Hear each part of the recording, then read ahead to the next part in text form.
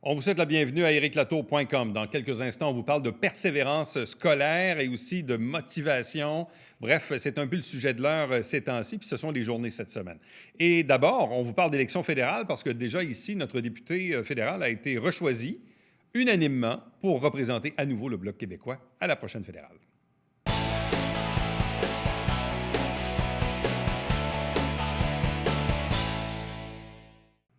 On pensait qu'il y aurait des élections fédérales à l'automne. Après ça, on pensait qu'il y en aurait peut-être au printemps, mais là, que les ennuis de vaccins, pas convaincu que le gouvernement a le goût d'y aller. Mais comme on est en situation de gouvernement minoritaire, on sait qu'un jour ou l'autre, il y aura des élections et visiblement, il faut s'y préparer. Et c'est le cas du Bloc québécois et ici même dans le comté de Saint-Jean où on a reconfirmé la députée actuelle, Christine Normandin, comme étant la candidate de la prochaine élection fédérale dont on ne connaît pas la date encore. On la rejoint. Bonjour et bienvenue et félicitations. Merci beaucoup, M. Latour. Bonjour. Bonjour. Donc, il n'y a pas eu de contestation. On vous a rechoisi unanimement? Bien, on a finalement eu un petit peu moins de suspense qu'on aurait pu. On avait jusqu'au 5 février à 17 h pour déposer un bulletin de candidature si quelqu'un d'autre avait voulu se présenter. Puis comme il n'y en a pas eu, bien, à partir de ce moment-là, on se doutait un petit peu de l'issue du 15 février. Mais par curiosité, actuellement, dans les comtés au Québec, est-ce que la plupart des investitures sont maintenant terminées ou il en reste à faire? Non, la majorité reste à faire. En fait, on en a fait 2 cet été de mémoire. Là, vraiment, la première, ça a été Gaspésie-les-Îles. Puis là, on en a peut-être quelque chose comme 5 environ de faites là, depuis les 2 dernières semaines. Donc, il en reste vraiment beaucoup à faire pour la suite. Puis on garde évidemment quelques surprises là-dedans. Et par curiosité, là, je comprends qu'ici, on vous a reconduit, mais est-ce qu'il y a des comtés où il y a quand même certaines contestations, 1, 2, 3 candidats? Est-ce qu'il y en a? Hein? Bien, il n'y a rien de confirmé parce qu'il n'y a pas eu encore d'ouverture de candidature, mais on l'entend entre les branches. Il y a des endroits où il y a de l'intérêt. Il y a du monde qui voudrait y aller, puis ça se pourrait qu'il y ait de la contestation. Ce qui est pour nous, c'est un bon signe. Ça veut dire que le parti est attrayant. Là. Et de mémoire, la majorité de vos collègues ont l'intention de se représenter. Il n'y a personne qui a annoncé un départ à la retraite? En fait, oui, il y en a 2. Oui. Il y a Louis Charbonneau dans Trois-Rivières qui quitte, entre autres, pour des raisons un peu de santé pour son âge. Et il y a Simon Marcil aussi dans Mirabel qui avait annoncé son départ après une année d'absence là, à la Chambre pour des raisons de santé également et pour sa famille. Les deux l'ont fait à contre-cœur, malheureusement, mais on est content de les garder avec nous pour ce qui reste encore. Et votre collègue Plamondon, lui, là, qui est le doyen de la Chambre des communes, est-ce qu'il va revenir un autre coup? Absolument. On regarde Louis. Ah oui, c'est notre vieux routier. Donc, si ça se trouve, il va rouvrir encore une fois la Chambre comme doyen à la présidence en attendant l'élection d'un président pour une 3e fois. Et c'est lui qui est, c'est drôle à dire, mais c'est un souverainiste qui est l'élu de la Chambre avec le plus long parcours présentement. Bon, dites-moi, on est en situation de gouvernement minoritaire. Comme je le disais en introduction, on ne sait pas trop quand est-ce qu'il y aura des élections. Je ne pense pas qu'on va se rendre au terme du 4 ans. On va sûrement arriver avant, mais qui va faire tomber le gouvernement ou le gouvernement va se faire tomber lui-même? Mais qu'est-ce que ça donne comme dynamique en ce moment? Puis là, il y a la pandémie à travers ça aussi. Bien, je dirais que la dynamique a un peu changé depuis le début de notre mandat puis le début de la crise. Au début de la crise, on sentait qu'on avait une meilleure ouverture au gouvernement par rapport aux propositions que le Bloc amenait. Et on voit que le gouvernement est de plus en plus en mode préélectoral, donc un peu moins en mode écoute, et on le sent. Il y a divers scénarios d'ailleurs qu'on entrevoit. On s'attend à ce qu'il y ait une élection cette année, évidemment, mais un des scénarios qui est peut-être à considérer, qui est probable, ce serait un déclenchement autour de la fin avril, début mai pour une élection en juin, advenant que la vaccination va relativement rondement. On s'attend à ce que le premier ministre ait les 6 millions de doses promises d'ici la fin mars. Combien ça va avoir coûté? Ça, on ne le sait pas. Mais si la pandémie est moindrement jugulée, il pourrait déposer un budget un peu bonbon avec 100 milliards de projets de subventions en disant « J'ai besoin des 2 mains sur le volant. Si vous voulez avoir ces subventions-là, il faut voter pour les libéraux. » C'est un scénario qu'on entrevoit. Oui, clairement, quand on regarde ça aller, c'est le gouvernement lui-même qui va déclencher les élections parce qu'honnêtement, quand on regarde le NPD ou même les conservateurs, on se dit, est-ce que c'est dans leur intérêt vraiment d'y aller maintenant? Pas convaincu, là. Bref, j'ai l'impression que c'est plus le gouvernement qui va se défaire lui-même, là. C'est l'impression qu'on a aussi. Le NPD, peut-être, est en meilleure posture qu'il l'a déjà été. Ils ont remboursé leurs dettes. Ils seraient peut-être un peu plus prêts à partir en élection. Les conservateurs ont déjà annoncé qu'ils n'avaient pas l'intention de faire tomber le gouvernement. Donc, peut-être qu'on pourrait compter sur eux, bizarrement, pour le maintenir en place. Mais le scénario le plus probable, ce serait le gouvernement qui dit lui-même « Voici mon budget, qui est également ma plateforme électorale. On part en élection. » Bon, le temps passe vite. Peut-être juste rappeler aux gens la date à laquelle vous avez été élu député de Saint-Jean? Le 19 octobre, le 21 octobre 2019. 2019. Donc, ça fait à peu près 1 an et demi. Donc, ça va faire 2 ans à l'automne. Ça va faire 2 ans à l'automne, oui. Bon, et là, la pandémie, et là, on a la pandémie dans le portrait depuis presque 1 an maintenant. Comment est-ce que vous résumez votre expérience politique jusqu'ici, là, dans le fond, où on a 1 an et demi de fête, dont 1 an en plus où on est en virtuel la moitié du temps, si c'est pas plus, là?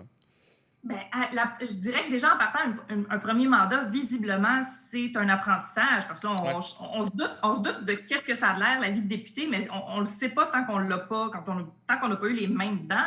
Mais là, ça a été un double apprentissage parce que même ceux qui étaient déjà députés ont eu à jongler avec la pandémie.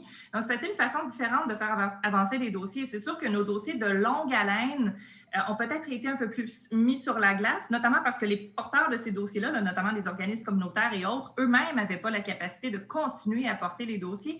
Donc, on a été un peu plus en mode éteindre des feux, dans plusieurs cas, rapatrier les gens au printemps passé, jongler avec toutes les différentes subventions pour lesquelles il y a des cracks. Moi, au niveau de l'immigration, c'était une catastrophe. Donc, on est plus dans le court terme un peu, mais avec des projets quand même de relance post-COVID qu'on doit aussi mettre en place. Jusqu'ici, même si le mandat n'est pas très, très long, depuis 1 an et demi, quelles sont les actions ou les questions du Bloc québécois qui ont fait bouger les choses? Que vous sentez vraiment que le gouvernement a ultimement pris une décision parce que vous êtes intervenu comme bloc d'opposition, là?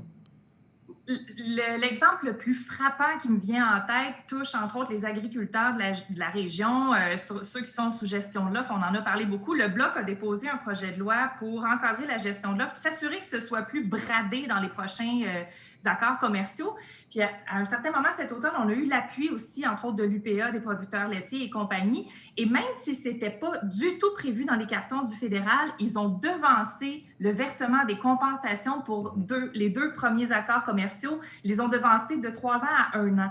Et ça s'est fait pas mal tout en même temps. On se dit, bon, c'est sûr que l'impact du Bloc a eu quelque chose à y voir. L'aluminium, ça a été un dossier que le Bloc a porté. C'est sûr que ça concerne moins Saint-Jean, mais on a réussi à faire changer quelque chose dans la CEUM. On continue à mettre de la pression sur les transferts en santé. Ça va être dans nos demandes pour le prochain budget. Il y a quand même des choses qui bougent un peu là-dessus, au niveau des aînés aussi. Mais oui, il y a eu ce genre d'action concrète-là du Bloc. Et on n'a jamais autant parlé du fait français aussi en Chambre. Et si le Bloc n'avait pas été là, peut-être que ce serait passé sous le tapis. Bon, puis là, dans les derniers jours, vous me corrigerez, mais la fameuse résolution pour que le fédéral accorde, évidemment, un droit de citoyenneté à Mamadi Camara, le pauvre type là, qui s'est fait arrêter et emprisonné pendant 6 jours, là, qu'on a entendu parler. Cette résolution-là émanait du Bloc et elle a été votée unanimement par la Chambre? Exactement. Ça, c'est tout le travail de corridor qu'on ne voit pas nécessairement. Mais depuis le matin, moi, j'étais sur le téléphone avec des gens proches de M. Camara, avec d'autres députés, avec des gens en immigration pour arriver à la meilleure des résolutions. Ensuite, la faire passer entre les collègues pour s'assurer qu'elle soit soutenue, s'assurer que le président nous reconnaisse en Chambre pour qu'on soit les premiers à déposer notre motion parce qu'il y en a d'autres qui circulaient aussi, qui étaient peut-être un peu plus laxistes, moins coercitives. Donc, c'est tout un travail qu'il y a derrière pour que finalement, ça passe et on s'assure aussi que ça passe à l'Assemblée nationale pour qu'on ait ce front commun-là pour donner un coup de pouce, puis que ce soit un peu plus difficile après ça de laisser le dossier traîner. Oui, bien c'est ça. Quand les gens ont vu M. Camara dans l'actualité, ils ne savaient peut-être pas tous qu'il était d'origine guinéenne, qu'il n'était pas citoyen canadien. Et là, il aura droit, puis même le premier ministre Legault en a parlé hier aussi du côté de Québec. Mais j'ai comme l'impression que M. Camara va avoir, disons, entre guillemets, un fast-track pour régulariser sa situation, disons.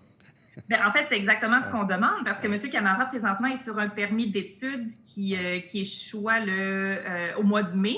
Mais présentement, il est en choc. Il n'est pas capable de poursuivre ses études. Et s'il les abandonne, il peut perdre son statut à ce moment-là et devoir être expulsé. Donc, ce qu'on demande, finalement, c'est comme donnez-y donc un break. En gros, c'est ça. Et le pouvoir discrétionnaire du ministre, c'est ce genre de circonstances exceptionnelles-là que ça vise justement. Si on revient à votre investiture, évidemment que c'est tenu de manière virtuelle, où on vous a confirmé. Expliquez-nous un peu comment ça s'est passé. Oui, donc ça s'est passé par Zoom. On avait pas loin d'une centaine de personnes qui étaient connectées. Puis là, on se dit, ben, si c'est sans connexion, il y en a qui sont en couple ou en famille. Fait que c'est probablement un petit peu plus de monde que ça. Fait que ça faisait quand même du monde à la messe. On a à peu près la même formule pour toutes les assemblées. Donc, c'est la présidente d'élection qui confirme notre candidature. Ensuite, un petit mot de présentation d'un collègue ou d'une collègue qu'on choisit. Dans mon cas, c'est ma collègue et amie Marilyn Gill, la députée de Manicouagan. Par la suite, c'est moi qui avais mon petit discours un peu plus émotif là, pour parler de où est-ce qu'on en est, qu'est-ce qu'on a appris pendant le mandat, où est-ce qu'on veut aller. Puis par la suite, le chef qui, pendant une trentaine de minutes, nous fait un bon topo de ce qui se passe au Bloc, de ce qui s'en vient au Bloc. Donc, c'est sûr que c'est moins festif qu'en personne. On n'a pas l'occasion, après ça, d'aller prendre une bière ensemble, puis de jaser, puis de parler de tout, puis de rien, comme sur le perron d'église. On se remet en pyjama, puis ça finit là. Mais il y avait quand même un aspect émotif, malgré tout, je ne le cacherai pas. Qu'est-ce que vous aimez, finalement, du travail de député? Là? Bon, vous avez œuvré comme avocate pendant quelques années auparavant, mais là, je comprends que vous étiez une militante et tout ça, active, mais là, d'être député, est-ce que c'est ce à quoi vous vous attendiez? C'est plus, c'est moins, il y a des surprises, il y en a des moins bonnes. Bref, c'est quoi l'appréciation que vous avez? Il y a un peu de tout là-dedans et je dirais qu'une des choses que j'aime le plus, c'est aussi une des choses qui me manque le plus présentement, c'est l'aspect social. À cause de la pandémie, c'est sûr que des soupers spaghettis, des bingos, on n'en a pas beaucoup. Puis j'aime ce contact-là. Puis c'est souvent là, on s'en rend pas compte qu'on entend des petites informations qui nous permettent de faire bouger des dossiers ou de voir des priorités à mettre de l'avant. Donc ça, c'est sûr que ça me manque. Mais autrement, ce que j'aime, c'est la diversité. Il n'y a pas deux journées pareilles. Il y a des journées qui sont plus tranquilles. Il y a des journées, c'est de l'adrénaline là, de 6 heures le matin à 1 heure du matin le lendemain. C'est vraiment ce que j'aime du travail, c'est que c'est varié. Puis, dans certains cas, on réussit à avoir un impact vraiment concret, direct sur la vie des gens. Justement, M. Camara c'en est un. Ça, c'est notre bonbon là, à la fin d'une journée. En terminant, en chambre, quand vous y êtes, mais même à distance, vous avez le rôle de leader parlementaire adjointe. Comment on apprécie ce rôle-là? Ah, ça, c'est le fun. Ça nous donne un aspect corridor de la politique parce qu'on a des rencontres avec les leaders des autres partis, des rencontres d'organisation. Fait qu'on a vraiment la game politique qui se joue là. Et un de mes rôles aussi, moi, c'est de travailler avec nos députés, les faire s'améliorer quand ils posent des questions, quand ils interviennent en chambre. Donc, j'ai tout cet aspect-là qui est très large, mais ça donne les mains un peu partout, mais entre autres dans les petits secrets qu'on peut avoir des fois entre collègues. C'est toujours agréable. Christine Normandin, merci beaucoup. Ça fait plaisir. Restez avec nous. Au retour, on vous parle des journées de la persévérance scolaire.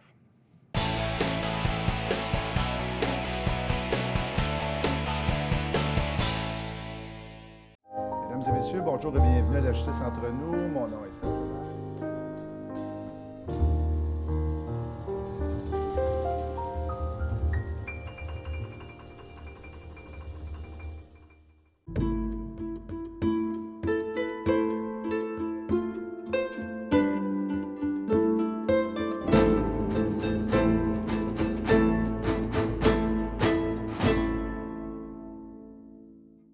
Salut, ici Alexandre Baudouin. Et François Trépanier. François, une émission qui va venir nous chercher droit au cœur. Absolument, en deuxième partie avec Dino Massanotti et en première partie, l'informateur Joannis à Macédoine sportive. On l'aime aussi, lui. Ben oui, William Julien. Manquez pas ça.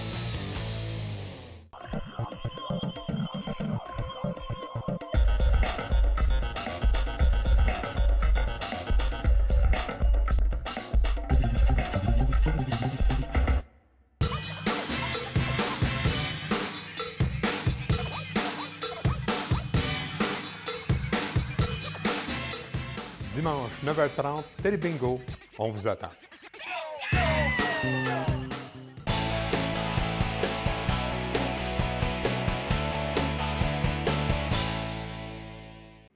Ce sont les journées de la persévérance scolaire. Ça se déroule actuellement un peu partout au Québec du 15 au 21 février. Il y a des activités, tout ça. Mais cette année, quand on parle de persévérance scolaire, ça prend tout son sens parce que avec la pandémie, avec les écoles primaires et secondaires, une journée sur deux, fermeture des écoles, on rouvre les écoles, il y a un masque, pas de masque. Même au niveau collégial, universitaire, où il y a encore un peu de présentiel, quoi qu'on l'a augmenté récemment, mais il y a encore aussi beaucoup de virtuel. Bref, c'est assez difficile parfois pour certains de garder la motivation. Donc, quand on parle de persévérance scolaire, je pense que cette année, ça va de soi. Et pour en parler plus en détail, notre invitée, c'est Chantal Denis. Elle est actuellement directrice générale de l'instance régionale de concertation en persévérance scolaire et réussite éducative en Montérégie. Et nous, on l'a connue ici dans la région, entre autres, comme directrice générale du Cégep pendant nombre d'années. Bonjour à vous et bienvenue. Bonjour. Tout d'abord, peut-être juste un peu de vulgarisation. Qu'est-ce que c'est l'instance régionale de concertation?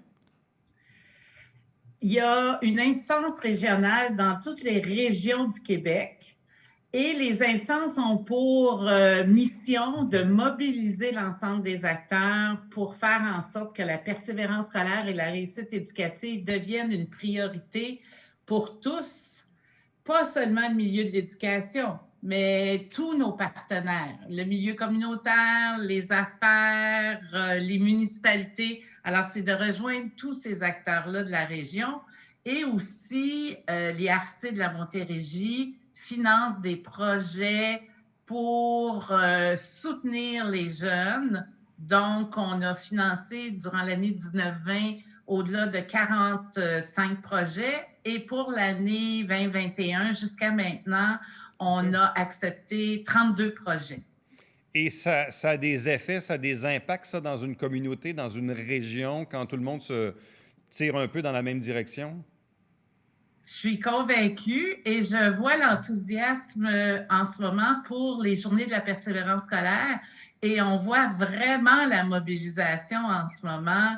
Que je pense au Cégep Saint-Jean-sur-Richelieu qui a mis le vert de la persévérance dans sa tour. La ville de Longueuil a mis le drapeau de la persévérance. Les gens portent le macaron, moi j'ai les pinglettes, mais il y a aussi le ruban. Alors, on voit vraiment cette mobilisation-là. Et l'édition 21, c'est une belle édition, mais l'édition 22, on va encore miser encore plus sur le lien qui se fait entre tous les acteurs de la belle région de la Montérégie. Bon, vous travaillez en éducation depuis quelques années déjà, Madame Denis. Vous avez dirigé, entre autres, un cégep pendant quelques années. Puis là, bon, vous êtes maintenant à l'instance régionale de concertation. Quel est le regard que vous portez sur les impacts de ce que l'on vit de la pandémie sur l'éducation en général?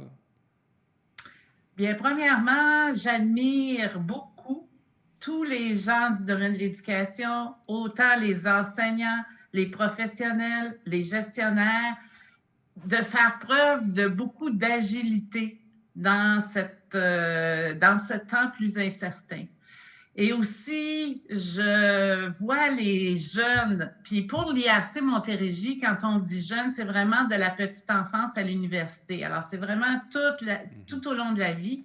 Alors, les jeunes aussi vivent ces moments plus difficiles et il y en a qui la formation à distance n'est pas faite pour tous les élèves et tous les étudiants.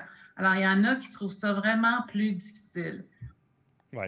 Là, je comprends qu'on a quand même fait un bond de géant sur l'aspect virtuel, disons, de l'éducation. Et tant mieux, parce qu'il y aura évidemment, post-pandémie, probablement des bienfaits à ça. Mais on se rend compte que le présentiel a encore une valeur en société et en éducation, là. Je suis convaincue de ça aussi, effectivement. Et quand on pense à toutes les activités de la vie étudiante qui sont mises sur pause en ce moment, il y a beaucoup d'éléments qui sont faits virtuellement, mais pour moi, ça ne remplace pas le présentiel. Maintenant, il y a toute la partie des activités sportives. Alors, on entend beaucoup parler de jeunes qui ont une passion dans les sports et qui, en ce moment, ont plus de difficultés ou ne peuvent pas pratiquer leur sport.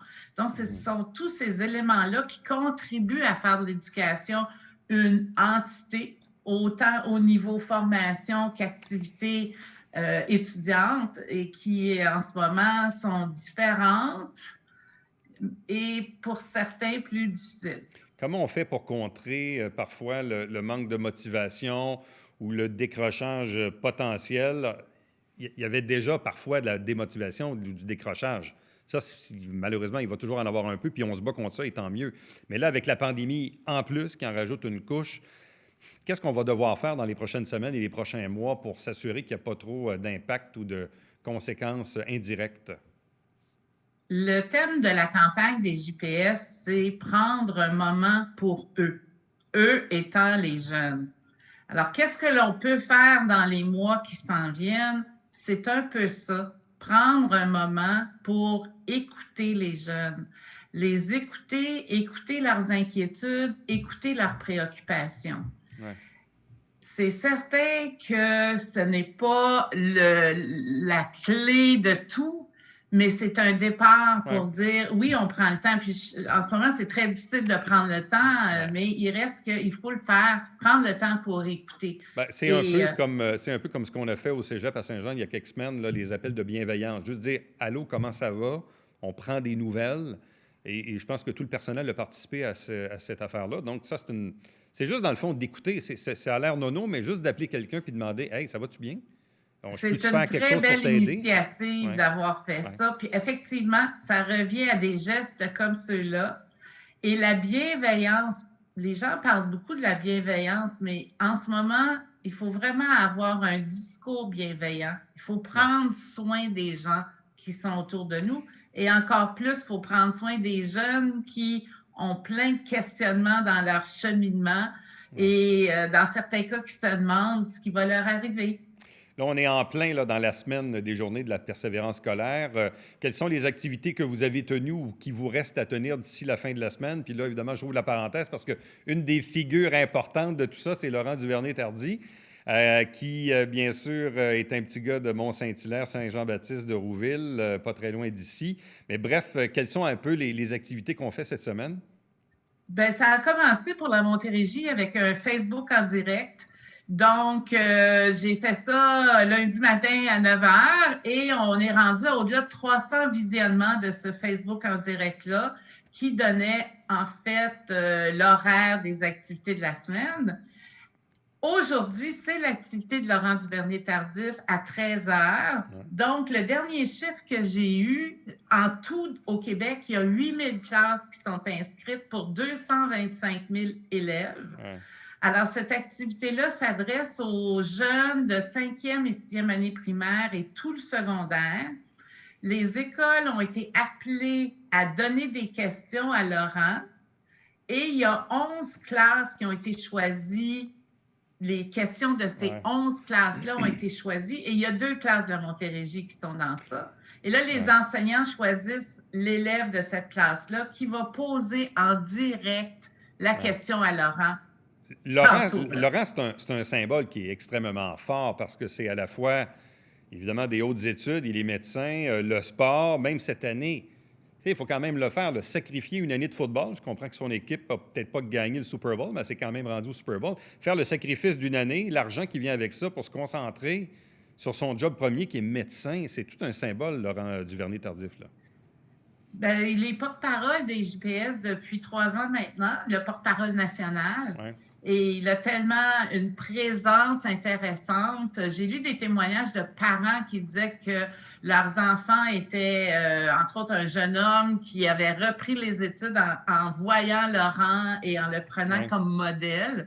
Et pour moi, c'est très important, la partie d'avoir des modèles au niveau de l'éducation. Vous avez aussi des activités, je pense, qui impliquent des humoristes, entre autres Philippe Laprise, qui est de Chambly. Bien, c'est le webinaire demain matin à 9 h. Alors, si les gens sont intéressés, il y a encore des places puisque c'est virtuel. Nous sommes rendus à au-delà de 200 inscriptions au webinaire. Et l'objectif, c'était d'avoir des gens de différents milieux. Donc, Philippe Laprise est là pour représenter le milieu artistique. Il y a 2 experts en éducation, Isabelle Cabot, qui est chercheuse et enseignante au Cégep Saint-Jean-sur-Richelieu en psychologie, et Égide Royer, qui est professeur associé à l'Université Laval. Ça, c'est nos 2 experts en éducation, Philippe Laprise. Et ensuite, on a 2 sportifs, 2 jeunes du domaine sportif. Il y a Myriam Da Silva-Rondeau, la boxeuse et aussi enseignante en adaptation scolaire. Un gardien de but qui est moins connu, Francis Marotte, qui est de la Ligue américaine, mais originaire de la Montérégie. Et une personnalité de Saint-Jean bien connue, Véronique Touga, présidente de Groupe Cambly, qui, elle, représente le milieu des affaires. Alors, le thème, c'est vraiment, vous avez parlé de la motivation tantôt. Alors, le thème, c'est la motivation, une clé pour l'engagement des jeunes. Et on espère, après avoir écouté tous ces gens-là, être en mesure de ressortir 3 éléments qui pourront être mis en œuvre pour essayer de stimuler cette motivation-là. Une autre question que je me pose aussi, et parfois les parents, certains sont plus habiles ou moins habiles dans certains cas, mais qu'est-ce que les parents peuvent faire pour encourager la persévérance scolaire de leurs propres enfants? Parce que des fois, on peut être un bon modèle, mais des fois, les parents ont peut-être eu des difficultés, puis là, ils veulent que leurs enfants brisent le moule un peu. Et bref, qu'est-ce que les parents peuvent faire? Mais les parents peuvent, mais je ne veux pas être conseillère de parents, là, mais quand même, les parents peuvent effectivement s'informer de ce que les jeunes vivent et ce qu'ils apprennent. Et je pense qu'en ces temps incertains, les parents doivent aussi un petit peu vérifier si les notions sont acquises, voir si effectivement ce qui s'est dit en ligne, ça a été intégré et en ligne, même en classe, mais surtout en ligne. Donc, cet élément-là d'intérêt et un peu de soutien, évidemment, puis de sentir que les notions sont bel et bien intégrées pour les jeunes. Donc, ce sont les journées de la persévérance scolaire cette semaine du 15 au 21 février. Différentes activités ici même en Montérégie. Donc, un gros merci à vous. Bonne chance pour la suite. Puis en souhaitant évidemment que justement la présence d'une instance comme la vôtre puisse faire en sorte que dans notre collectivité en Montérégie, que autant le milieu communautaire, affaires sociales et éducatives se tiennent ensemble pour le bienfait de la persévérance scolaire. Effectivement. Alors, je vous remercie vous aussi. Merci. Restez avec nous. Au retour, le mot de la fin.